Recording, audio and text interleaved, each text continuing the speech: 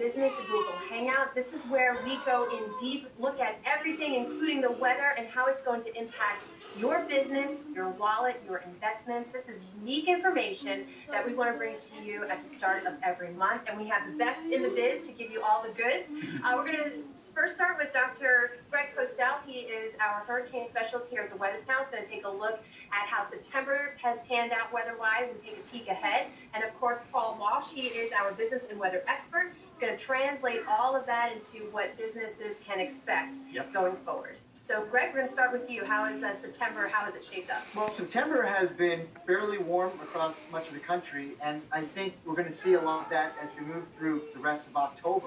And if you look at the first week of October and the way it's been so far, temperature-wise across the country, you can see that our temperature anomaly map here shows that basically the eastern half of the country has been warmer than average, in some cases 6 to 10 degrees warmer than average, and the west has been cool. Now, as we move through, I think, the middle of the month, I think we're going to see the trend continue. Basically, this is persistence moving forward. There's really nothing in the general circulation that's going to change this pattern, I think, in the next 6 to 10 days and maybe even a little bit beyond that. So all the way through the middle of October, the east, places like New York, Atlanta, Chicago even, and Houston, probably warmer than average, and significantly so if you think about how long of a period we're averaging over, 2 to 6 degrees above in the east. Right, and that is the next week or so. Yeah.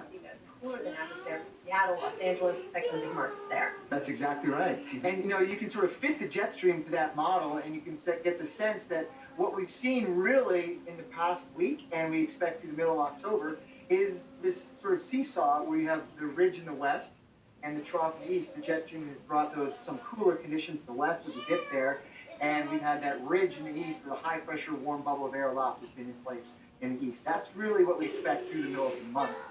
And then, but here we are. Yes, there are some signs in the weather forecasts that things will change at least a little bit, that we'll start to see, instead of ridging in the east and troughing in the west, it's the opposite, a little ridging in the west and some troughing in the east.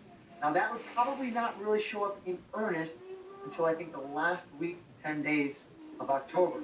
So we do see signs changing, but because it's been so warm, when you include that factor in, and when you sum it up as a whole, this is our October forecast. Still, we hang on in October in the balance, warm in